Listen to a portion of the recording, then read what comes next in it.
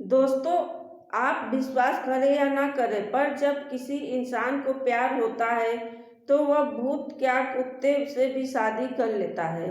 सनी बचपन से ही अपनी पड़ोस की लड़की सुहानी से बहुत प्यार करता था, पर कभी उसे इस बारे में कुछ कह नहीं पाया और देखते देखते आज सुहानी 18 साल की हो गई। सनी अक्सर स्कूल जाते समय उसे देखा करता था।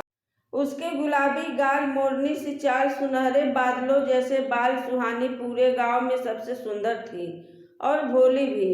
जब वो अपनी सहेलियों के साथ नदी किनारे खेलती और हंसती थी तो मैं उसे रोज छुप कर देखता था।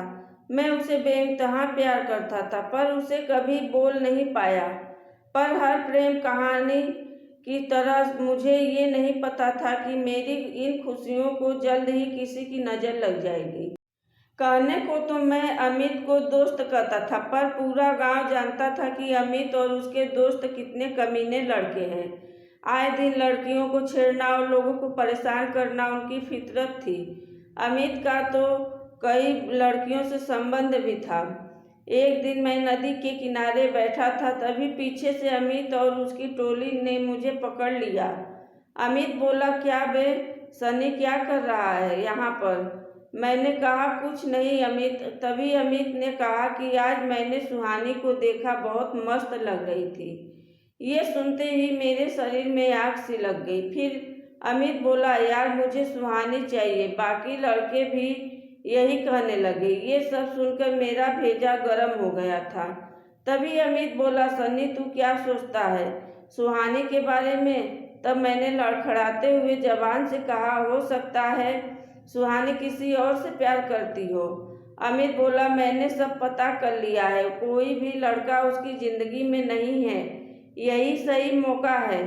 कल मैं सुहानी को अपना बना कर रहूँगा। फिर अमित जोर से बोला, सुन लो सभी, आज से वो मेरी गर्लफ्रेंड है। ये सुनते ही मेरा दिल टूट सा गया, पर मैंने हार नहीं मानी और मैं बोल उठा, अमित ये गलत बात है।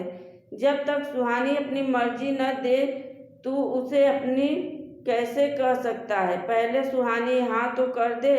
मेरी बात सुनते ही सभी लड़के भी यही कहने लगे, जिसे सुनकर अमित बोला, ठीक है, इसका फैसला हम कल करेंगे। मैं काफ़ी डरा हुआ था कि कल क्या होगा और इसी कारण रात भर सो नहीं पाया। अगली सुबह मैं स्कूल के लिए तैयार हो गया। मैंने मन ही मन फैसला कर लिया कि आज सुहानी को अपने दिल की बात बोलकर ही रहूँगा। जब स्कूल की छुट्टी हुई तो अमित और उसका दल सुहानी और उसकी सहेलियों के पीछे हो लिया। मैं भी अमित के पीछे चलने लगा। काफ़ी देर चलने के बाद जब काली कब्रिस्तान आया तो अमित अचानक से सुहानी के सामने आकर उसे रोकने लगा। मैं ये सब देख रहा था। सुहानी ने अमित से रोकने का कारण पूछा तो अमित ने उससे सारा हाल कह डाला।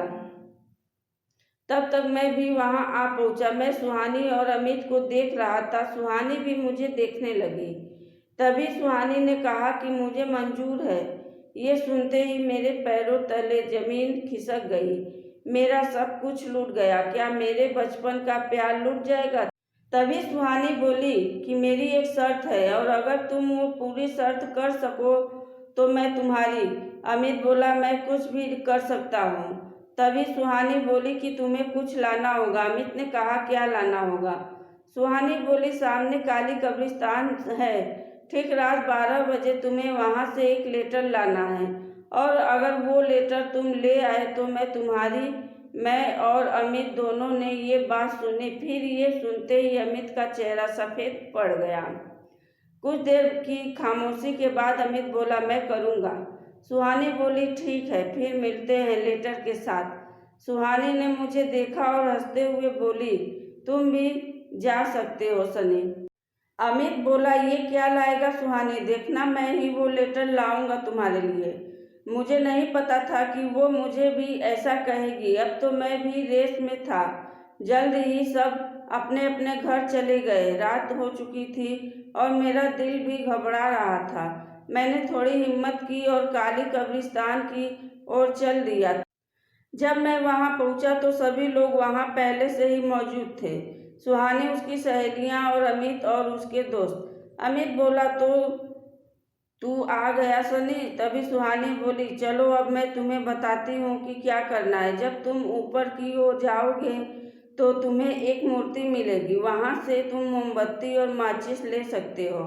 उसके बाद तुम जब थोड़ी दूर और चलोगे तो तुम्हें एक कब्र मिलेगी, उसी के ऊपर एक लेटर मिलेगा। जो भी उस लेटर को लाएगा वही मेरा दोस्त बनेगा।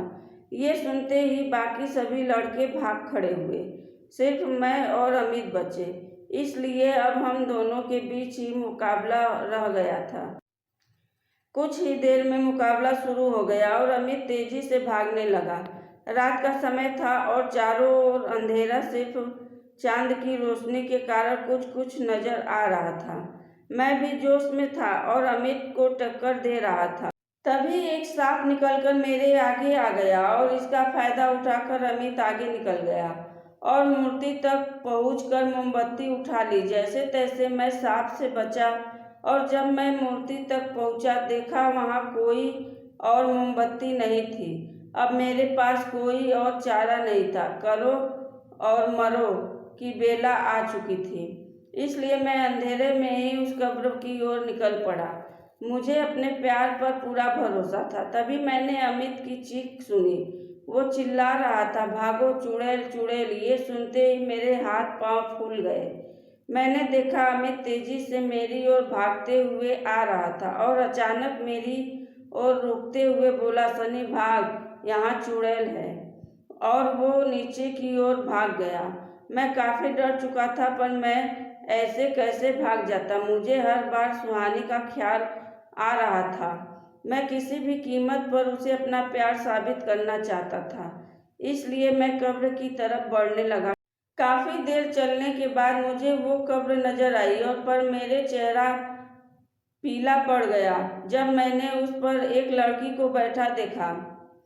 उसके बाल काफी लंबे थे और वो गर्दन झुकाकर वहां बैठी हुई थी। मेरे पैर काम करना बंद कर चुके थे। मैं काफी देर तक वहीं खड़ा रहा। मुझे बार बार सुहानी का चेहरा याद आ रहा था। मैंने थोड़ी हिम्मत इकट्ठी की और कब्र के पास जाकर उस चुड़ैल को दबती आवाज में बोला, जी क्या आपने यहाँ कोई लेटर देखा है? चुड़ैल कुछ नहीं बोली। मैंने अपनी बात फिर दोहराई, पर इस बार उसने पास आने का इशारा किया। मैं डरते डरते उसके पास पहुंचा। तभी मैंने कहा, देखो मुझे मत खाना। दरअसल मैं एक लड़की को बचपन से प्यार करता हूँ, उसका नाम सुहानी है और उसी के लिए मैं यहाँ तक आया हूँ। तभी चुड़ैल ने कहा, तो अब तक मुझे बताया क्यों नहीं? मैं पूरी तरह हैरान हो गया। वो तो सुहानी की आवाज़ थी। तभी चुड़ैल ने अपने बालों को ऊपर किया और मेरा दिल रुक सा गया। वो सुहानी ही थी जो चुड़ैल बनी हुई थी।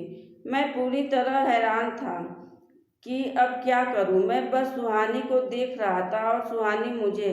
तभी हम दोनों को कोई आवाज़ सुनाई दी। एक बड़ा काला साया हमारी ओर आ रहा था। ये देख सुहानी ने मेरे हाथों को पकड़ लिया और मैंने भी सुहानी को पकड़ लिया। देखते ही देखते वो काला साया करीब आने लगा और अचानक एक तेज रोशनी हमारे चेहरे पर पड़ी और वो साया बोला, कौन है वहाँ पर? वो कोई और नहीं, कब्रिस्तान का चौकीदार था। उसे देखते ही मैं और सुहानी तेजी से भाग खड़े हुए। हम काफी देर तक भागते रहे और फिर घर आकर ही रुके। सुहानी बिना कुछ बोले अपने घर चली गई और मैं भी अपने घर आ गया। मैं सारी रात नहीं सोया। अगली सुबह मैं स्कूल के लिए तैयार हो गया। जब मैं स्कूल पहुंचा तो सुहानी पहले से ही वहां थी, पर सुहानी कुछ नहीं बोली। जल्द ही स्कूल की छुट्टी हो गई। मैंने उसे हर जगह ढूंढा, पर सुहानी नहीं मिली। मैं निराश होकर घर की ओर जा ही रहा था कि मुझे एक आवाज़ सुनाई दी। वो सुहानी ही थी। मुझे भरोसा नहीं हुआ। सुहानी मेरे पास आई और कहा, सन्नी कहाँ जा रहे हो?